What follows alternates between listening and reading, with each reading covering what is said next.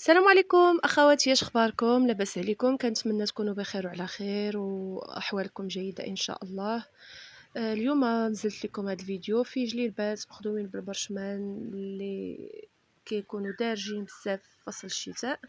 وكيف ما كتعرفوا كنا كنبغيو نخيطوا جليلبات في فصل الشتاء، وكناخذوا ثوب سخون. وهذا النوع من الخياطه او هذا البرشمان صراحه هو اروع ما كاين في الخياطه وارقى ما كاين. كيجي غزال خصوصا الجليلبات ديال فصل الشتاء وحتى فصل الصيف.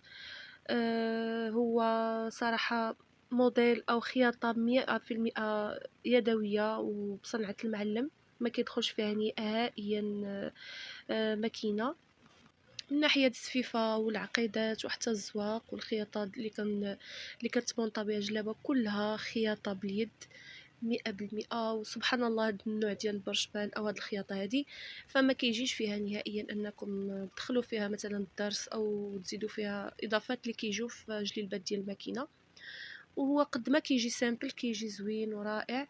وكاينين او ولينا دابا كندخلوا عليهم بحال هكذا العقيق او طرز رباطي ولا اضافات اخرى عقيق. ولكن كيبقى الصراحه دائما ان البرشمان يبقى على طبيعته هو احسن شيء.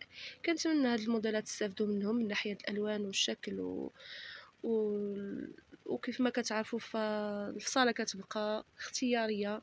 بغيتوها تخدموها مثلا صاله ايفازي او في صاله مخزنيه فلكم الاختيار. كنتمنى يعجبكم وينال الرضا ديالكم. وبحال دائما اخوات لاول مره غادي يكتشفوا القناه كنتمنى تضغطوا على زر الاشتراك وفعلوا الجرس باش يبقى دائما يوصلكم جديد. ونخليكم تشوفوا الفيديو الى الاخر. الى اللقاء.